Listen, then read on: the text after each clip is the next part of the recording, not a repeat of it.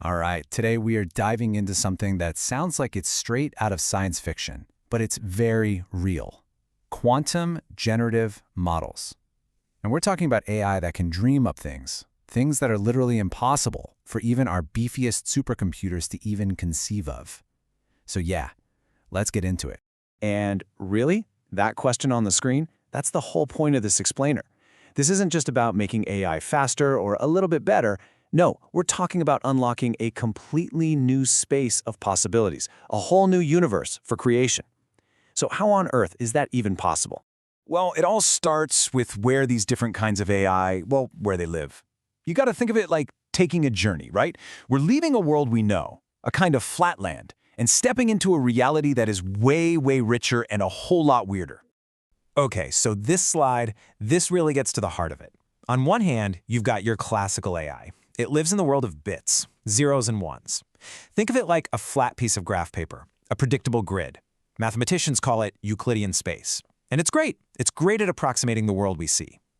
But then there's quantum AI. It doesn't live on a flat grid. It lives in the world of qubits, in this strange, curved, multidimensional reality called Hilbert Space. And here's the kicker. It doesn't just approximate reality. It actually represents a deeper, weirder, more fundamental layer of how the universe actually works. So what is this Hilbert space, really? The best way to think about it is as a creative canvas. But it's a canvas with some wild properties. See, for every single qubit you add, the size of your canvas, it doubles. Add another, it doubles again. Another, it doubles again. It scales exponentially. I mean, get this. With just 300 qubits, you have a canvas with more possible states than there are atoms in the entire known universe. Just let that sink in. It is a ridiculously vast space for these models to explore and create it. All right, so if you're going to explore this bizarre new universe, you can't use your old maps and tools. You need a completely new toolkit. And we're not just talking about clever new algorithms here. We're talking about tapping into the fundamental laws of quantum physics and using them like creative superpowers. So let's look at what's in this toolkit. We've got four main things. First, there are the two superpowers that give the AI its raw creative potential: superposition and entanglement. Then you've got the navigational gear. Think of it like a super advanced GPS system for this weird, curvy space. It uses something called the Fubini study metric to map the terrain, and then the quantum natural gradient to find the smartest, fastest path. Okay, first up, superposition. You've probably heard of this one, right? It's that mind-bending quantum idea where a qubit can be both a 0 and a 1 at the exact same time. Now, for a generative model, what does that mean? It's like being able to write every possible first sentence of a novel, all at once. It's massive, massive parallelism. The model can explore all the creative paths simultaneously, which makes it insanely efficient compared to a classical bit that can only be one thing at a time. And then you have entanglement. And honestly, this is where things just get, spooky. Einstein called it spooky action at a distance. It's this unbreakable link between two qubits. What happens to one instantly affects the other no matter how far apart they are. For creativity, this is an absolute game changer. It lets the model grasp complex, holistic relationships. Things like how one tiny part of a protein molecule over here influences the way the whole thing folds way over there. It sees the entire big picture all at once, because for entangled qubits, there is no distance. So you've got this unimaginably huge, curved canvas, and these two superpowers. Great. But how do you actually find anything good in all that space? You could wander forever. That's where the quantum natural gradient comes in. It really is like a smart GPS for Hilbert space. First, it sends out a signal to map the terrain. It feels the curves and dips of the landscape. Then, instead of just walking in a straight line, it intelligently adjusts its direction to follow the natural geometry of the space. It finds the most efficient possible path to a good solution. And this is so important. Creativity in this new world is basically a navigation problem. Okay, I know. That was all pretty abstract, right? Hilbert space, entanglement. It sounds like a physics lecture. So let's bring it back to Earth. What are people actually building with this stuff? Let's look at some of the first pioneering steps into this quantum realm. One of the coolest areas, believe it or not, is quantum art.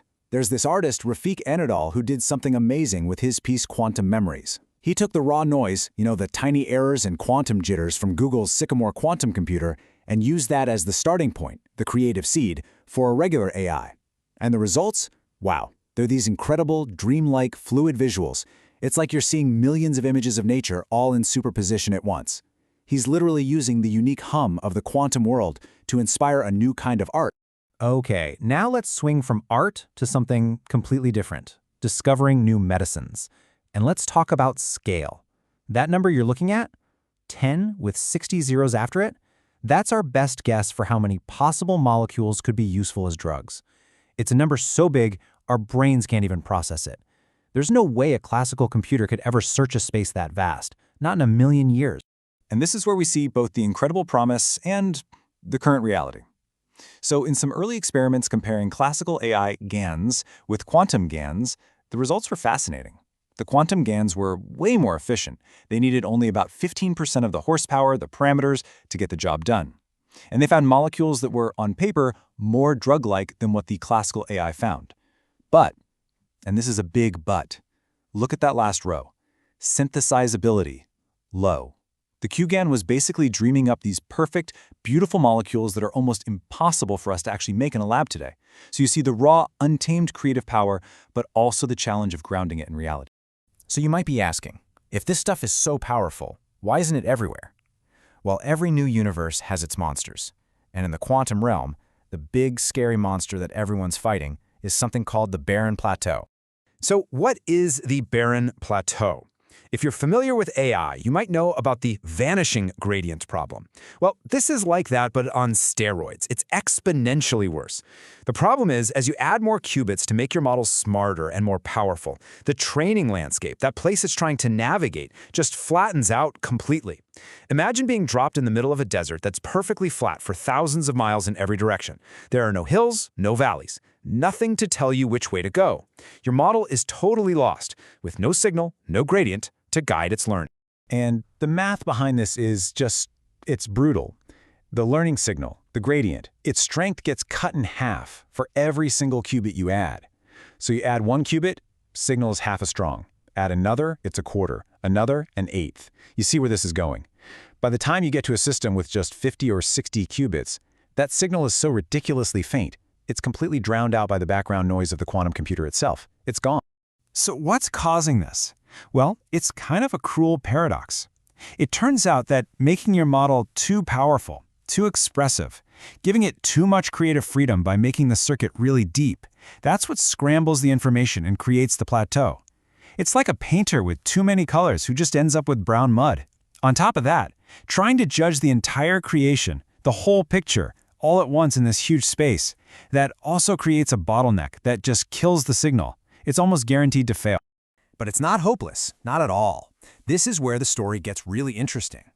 The main focus of a ton of brilliant researchers right now isn't trying to climb the plateau, but to find clever ways to navigate around it. They're basically building tools for desert survival. Let's look at how they're doing it.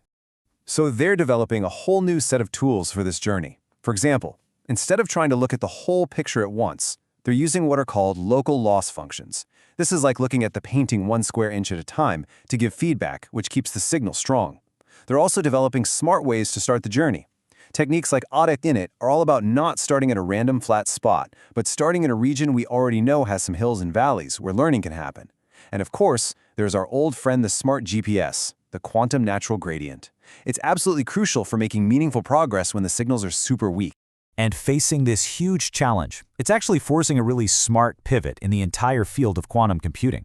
For a long time, the big headache was, how do we load our huge classical data sets, like millions of cat photos, onto these tiny quantum chips? But now, the focus is shifting. People are realizing, maybe we should just skip that problem. Instead of feeding classical data in, let's use quantum computers for what they're naturally born to do: generate new quantum data from scratch. Things like designing brand new materials by finding their lowest energy state. Let the quantum computer create the data itself. And that really brings us full circle to this one really powerful idea. The quantum artist and the quantum chemist ultimately share the same tool, a machine that navigates the geometry of the impossible. Think about that. Whether you're making art or designing molecules, you are fundamentally doing the same thing. You're exploring a space of possibilities that is literally, physically impossible for us to access in any other way. So that leaves us with this final, massive question to think about. We are, right now, building the first maps and compasses to explore the realm of the impossible. As these tools get better, stronger, and easier to use, what are we going to ask them to create first? What currently impossible problem do you think we should solve? That, right there, is why this is one of the most exciting things happening in science, period.